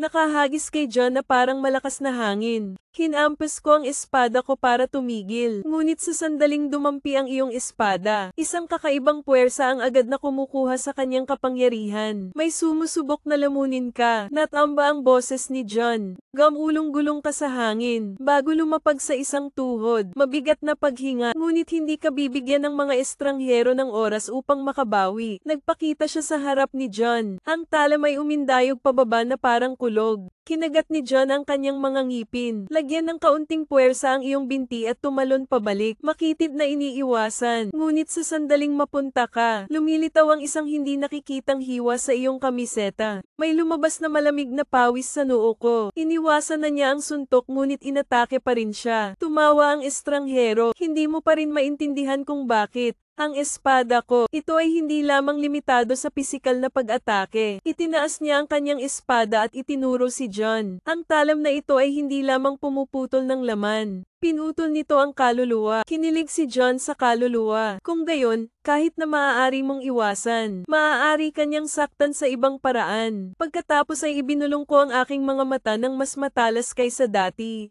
Kung gayon hindi natin kailangang magmadali. Mukhang nag-freeze ang space sa isang sandali at pagkatapos ay ang dalawang anino ay bumagsak sa isa't isa sa hindi kapani-pani walang bilis. Umalingaw-ngaw na parang kulog ang tunog ng mga espadang dumadampi. Ang berdeng espada ni John, laban sa pulang espada ng estranghero. Sa tuwing nag-aaway, nag-iiwan ng malalalim na bitak sa lupa. Hindi na lang defensive si John. Nagsimula kang umatake, samantalahin ang iyong bili. Patuloy kang nagbabago ng posisyon. Gumawa ng serye ng mga maling silhouette para linlangin ang kalaban. Hindi naloloko ang mga estranghero. Umikot siya. Ang pulang talam ay pumuputol sa isang silweta, at kaagad, naramdaman ni John ang matinding kirot sa kanyang dibdib. Hindi niya kailangang tumingin. Naramdaman niya ang totoong posisyon ni John. Sa pamamagitan lamang ng gas, bumaba ang dugo mula sa sulok ng bibig ni Juan. Nagpunas siya at ngumiti. Malakas ka. Pinaikit ng estranghero ang kanyang mga mata, ngunit ikaw din. Ibaba ang iyong hininga at patatagin ito. Kung ang kanyang espada ay maaaring tumama sa kaluluwa, hindi ko na siya hahayaang magkaroon ulit ng pagkakataong iyon. Napapikit ako ng tahimik, marahan ang ihip ng hangin. Dala ang tunog ng pulang dahon ng maple, bumagsak sa lupa, at nang imulat ni Juan ang kanyang mga mata, nagbago na naman ang buong mood ko. Nagtaas ng kilay ang estranghero. Ano ito? Hindi sumagot si John. Mas mabilis ka lang pumasok kaysa dati. Sa sandaling bumagsak si John sa kalawakan na parang isang pagkawasa. Ang iyong anino ay kumikinang na parang isang ilusyon. Napakabilis na ang mata ay hindi makasabay sa kuko. Mga estranghero na nakasuot ng mga espada ng katutubo. Ngunit ang kanyang espada ay tumatama lamang sa hangin. May malakas na hangin sa likod niya. Lumitaw doon si John. Blade swinging down 01 fucking ingay. Mabilis na tugon na estranghero ay naging stopper na si Ken. Dalawang blades magkasama. Lumilikha ng shockwave. Lumilipad ang mga bato sa paligid. Pero sa pagkakataong ito ay hindi na siya agad nakalaban. Dahil sa sandaling harangan mo ang suntok, naramdaman niya ang malamig na agos ng hangin na dumadaloy sa kanyang gulugod.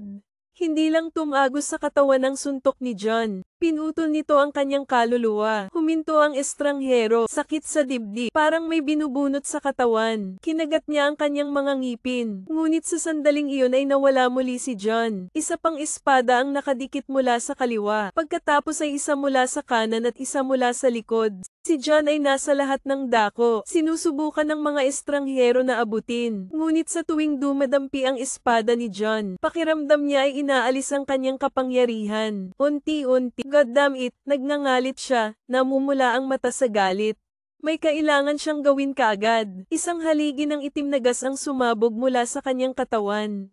Itulak ang boltahe palayo, tinakpan ng alikabok ang buong larangan ng digmaan. Gamulong-gulong sa himpapawid at lupa, bahagyang nakayuko ang mga tuhod. May nararamdaman ako, isang pagbabago sa daloy ng hangin ng kalaban. Hindi na ito tao. Mula sa alikabok, ang kanyang mapupulang mata ay kumikislap na parang mga ilaw ng impyerno. NDT-0. Mas malakas pa sa malamig ang boses niya. Pero hindi lang ikaw ang makakaputol nito. Ang espiritu ng alikabok ay natutunaw upang ipakita ang hitsura ng estranghero. Ang kanyang balabal ay punit-punit upang ipakita ang isang katawan na puno ng malademonyong ukit. Parang may something. Matagal na itong nasa kaluluwa niya. Nanginginig ang pulang espada sa kamay niya. Naglalabas ng mga malagim na helanghing na ito. Pisil ang espada. Alam kong kasisimula pa lang ng laban na ito. Tumayo si Jong. Ang iyong mga mata ay sumasalamin sa kalaban. Ay unti-unting nagbabago. Binalot siya ng itim na hangin. Sila ay parang mga kaluluwang namimilipit sa sakit. Hindi ka na tao. Malalim ang boses niya pero puno ng katiyakan. Tao, tumawa ang estranghero, baluktot na tawa na parang umaalingaw-ngaw mula sa underworld. Hindi mahalaga ang kahulugan na iyon. Kapag ang kapangyarihan ang nagtatakda ng lahat, bigla siyang nawala. Hindi na nagulat si John. Nararamdaman ko, bumunot siya ng pulang espada na parang dugo. Dumiretso sa iyo mula sa kaliwa. Lumingon si John para pigilan si Ken. Ngunit kaagad, isa pang espada ang lumitaw mula sa likuran. Tinutukan niya ang likod ng iyong ulo. Ang dalawang espada ay walang oras para mag-isip. Ang matalim na talam ay dumausdos malapit sa kanyang leeg na pinuputol ang ilang buhok. Mabilis talaga, ngunit hindi sa oras upang kontrahin ang pag-atake ay lumitaw ang isa pang anino.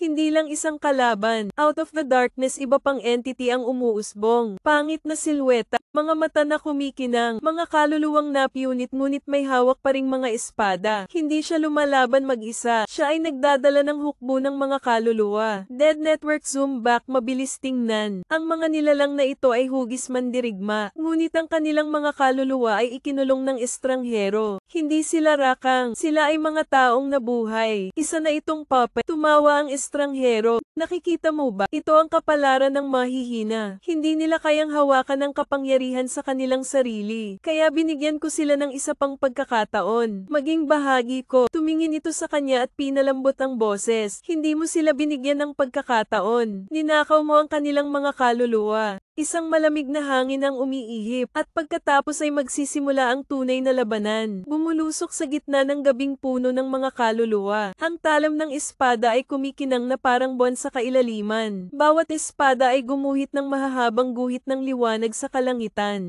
Parang sayaw sa underworld. Kayong lahat, matulog ng maayos. Ang iyong espada ay hindi lamang tumatama sa katawan. Pinapalaya nito ang kaluluwa mula sa mga tanikala nito. Ang mga bingkong nilalang ay naglalaho, nag-iiwan ng mahinang puting usok. Ang mga kaluluwa ay sa wakas ay malaya. Ngunit ang estranghero ay hindi kumikibo. Lumapit siya na may pulang mata sa dilim. Maaari mong ilabas ang mga ito ng maraming beses hanggat gusto mo.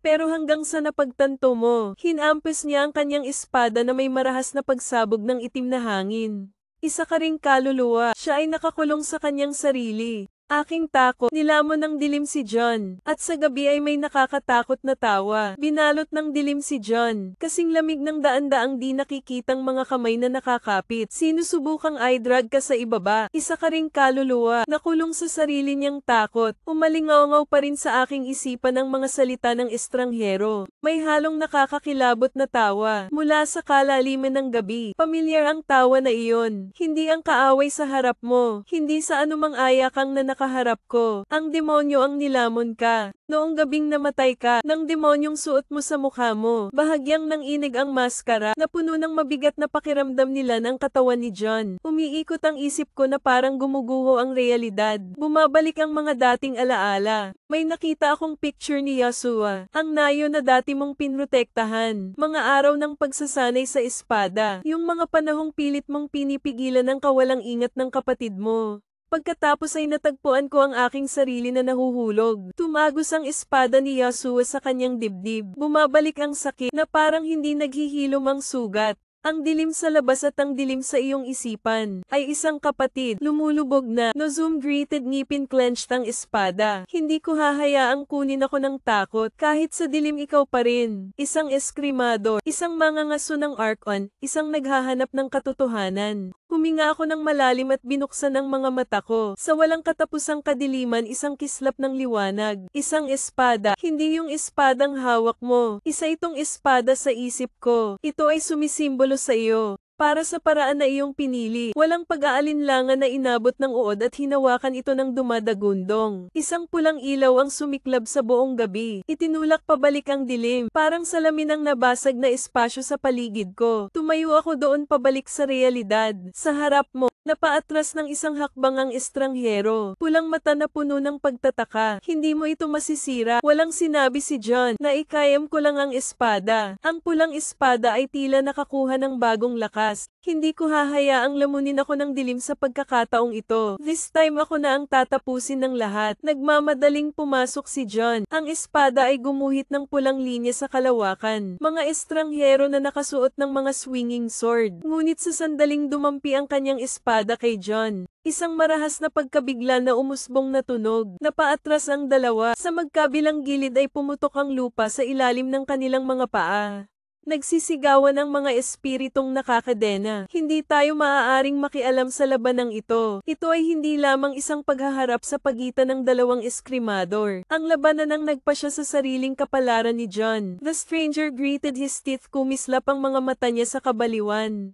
Akala mo kaya mong ipaglaban ang kapalaran mo? Ikinakaway niya ang kanyang mga kamay ng kadiliman sa paligid. Bumuo ng daan-daang itim na talam tulad ng tinta, lumulutang sa hangin. Ikaw ay isinumpa, simula nang pinatay mo ang unang demonyo. Hayaan mong patunayan ko sa iyo. Walang sino man ang makakatakas sa kanilang sariling kalikasan. Ang mga blades ay darating. Hindi umatras si John. Naikayam ko ang aking espada. Bahagyang lumipad ang maskara sa mukha. Gusto kitang atali muli sa dilim. Pero this time hindi na ako natatakot. Hindi ka papi ng tadhana. Ikaw mismo ang gagawa nito. Ukit ang iyong sariling landas. Kamakaway ako na parang hangin. Ang espada sa kamay ay tumatagos sa bawat talam ng kadiliman. Nagkalat ang mga putol na piraso ng espada. Hindi ko mapipigilan ang iyong pag-unlad. Sa isang segundo ay lumapit sa iyo si John. Maaari mo akong isumpa. Maaaring magbigkis sa atin sa madugong kapalarang ito. Ngunit hinding-hindi ako luluhod sa harap nito. Hinampas ko ang aking espada. Isang laslas na pumupunit sa espasyo sa pamamagitan ng estranghero. Iminulat niya ang kanyang mga mata sa hindi makapaniwala. Nagsimulang maglaho ang dilim sa paligid niya. Unti-unting napalaya ang mga nakakulong na kaluluwa. Hindi.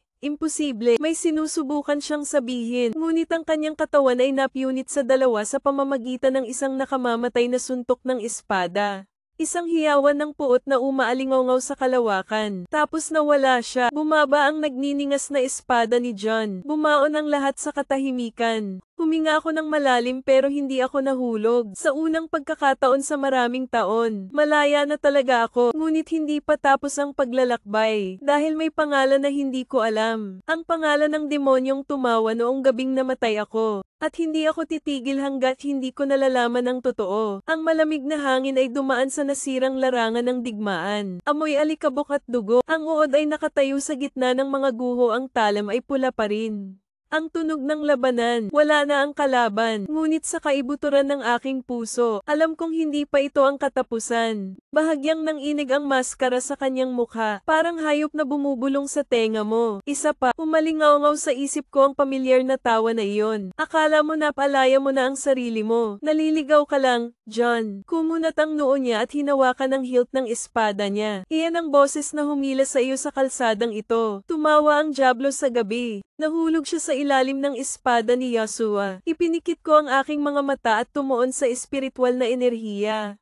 Ay umiindayog sa paligid ko. Isang pangalan kung mahahanap mo ito. Sinumpa ako ng pangalan ng anak ko. Baka masira ko ang kadena na ito minsan. At magpakailanman, biglang isang matinding sakit ang tumagos sa ulo ni John. Nakayuko siya sa kamay niya habang nakahawak sa lupa. Ang malabong mga larawang lumalabas sa iyong mga mata. Isang panaginip o marahil isang baluktot na alaala. Nakikita ko ang aking sarili ngunit hindi ang zoom ng kasalukuyan. Isang bersyon mo bago ka mamatay. Isang mapagmataas na kapatid, isang walang talo na eskrimador, isang lalaking nilamon ng sarili niyang hinala. Nakita ko ang huling sandali ko. Tumagos ang espada ni Yahshua sa kanyang dibdib. Mainit na dugo ang lumalabas sa kanyang bibig. Ngunit sa likod ni Yahshua ay isang anino ang kumikislap. Isang nilalang na may nagniningas na mga mata. Ibinuka ang bibig sa isang baluktot ng ngiti. Kaya lagi kang nandyan. Binuksan ni John ang kanyang mga mata. Ngayon alam mo na ang demonyo ay hindi basta-basta tumatawa kapag namatay ka. Nandyan na ito mula pa bago ang labanang iyon. Bumulong ito sa iyong kamay, naghahasik ng pagdududa. Mag-apoy ng puot sa iyong puso. Para kay Yahshua, hindi ka lang nilalamon pagkatapos mong mamatay. Inilalagay ka nito sa landas ng pagkawasak sa simula pa lang. Higpitan ang hawakan ng espada. Mata sa determinasyon. Ano pangalan mo? Bulong ko na parang naghahamon. Gumalaw ang kadiliman sa paligid. Muling umalingaw ang isang tawa. Sa pagkakataong ito ay mas malinaw kaysa dati. Gusto mong malaman ang pangalan ko? Nanginginig ang espasyo. Namuo ang dilim sa harapan ko. Dalawang pulang mata ang kumikinang sa gabi. Pagkatapos ay halika at hanapin mo ako. Tapos lumabas lahat. Binuksan ni John ang kanyang mga mata. Natagpuan ko ang aking sarili na nakatayo doon sa mga guho. Pero ngayon alam ko na kung saan pupunta. Hinahanap ang huling Asia Kang. Alamin kung sino ang nagmamanipula sa iyong kapalaran. At sa pagkakataong ito ako na ang magtatapos sa lahat. Ang apoy sa gitnang sona ay hindi kailanman nasusunog. Sobrang matindi. Ngayon, alam ko kung sino talaga ang nasa likod ng lahat ng trahedya ko. Isang Alaskan page na nagmanipula sa iyo mula sa simula. Ngunit ang demonyong iyon ay hindi madaling magpakita. Hinahamon ka nito, provoke ka at hahabulin mo hanggang dulo. Umalingaw ang mga yapak ni John. Kabilang sa mga guho ng isang abandonadong nayon. Nalanta ng mga puno ang tigang na lupa 01 anino. Ngunit sa mabigat na hangin na ito, may nararamdaman ako, kadiliman. Ito ay hindi isang bagay na makikita ng mata. Pero may maskara sa mukha ko. Nakikita ko kung ano ang nakatago sa gabi. Ang mga baluktot na kaluluwa. The wandering entity ang mga labi ng takot. At sa gitna ng lahat ng pamilyar na hanging ito, dito ka na, nagriring na naman ang boses na iyon. This time hindi na umaalingaw sa isip ko. Lumalabas talaga sa harap mo. Huminto si John. Isang nagbabadyang anino ang lumitaw. Isang malaking high entity, nakayuko ang likod niya na parang may dalang 1,000 paghihirap. Ang mga pulang mata nito ay diretsyong nakatingin sa iyo. Ito ay hindi tungkol sa pananakot, ito ay tungkol sa kasiyahan. Natagpuan mo ako, maglakas loob ka bang harapin ang katotohanan? Hindi sumagot si John, hinugot niya ang itim na espada, tumawa ng mahina. Bago mo ay ugoy ang iyong espada, hayaan mo akong magtanong sa iyo ng isang bagay. Sigurado ka bang kaaway mo ako? Sa sandaling iyon ay dumaan ang malamig na hangin. Magdala ng pamilyar, isang larawan mula sa nakaraan. Nakikita ko ang sarili ko. Nakita ko si Yasua, at nakikita ko itong anino. Sa huling labanan ng magkapatid. Ngunit sa pagkakataong ito, nakita ni John ang isang bagay na hindi pa niya nakita. The moment na tumagos sa kanya ang espada ni Yasua, pinuprotektahan ako ng anino na ito. Hindi ito manipulator, yung nakahawak sa iyo ng mahigpit. The truth is so clear, Ira, hindi kaaway ang page na ito. Ito ay ang tanging bagay. Pinigilan ako nito sa pag-atake ng isa pang demonyo. Ganap na nilamon. Tumawa ang itim na anino, at kumupas ang mga mata nito. Ngayon naiintindihan mo na, ngunit may isang huling tanong. Gusto mo bang malaman na talagang nagpabeya sa iyo sa bangin? Bahagyang pag-aalinlangan ay tumango si John. Nagtaas ng kamay ang anino, nanginginig ang hangin sa paligid, tapos may lumabas na pangalan. Isang pangalang hindi inakala ni John na maririnig niya muli. Muli na namang dilat ang mga mata ko, nang nagtulak sa iyo sa kalsadang ito. Ikaw ang pinaka-pinagkatiwalaan ko. Gumuho ang espasyo kapag tumunog ang pangalang iyon. Natahimik si John. Hinawakan ng kamay ang hawakan ng espada. Parang nanginginig ang mundo sa paligid mo, na nagmamanipula sa iyo mula sa simula, na nagtanim ng pagdududa sa iyong isipan. Hindi isang anonymous na ayakang. Ito ay isang taong dati mong iginagalang.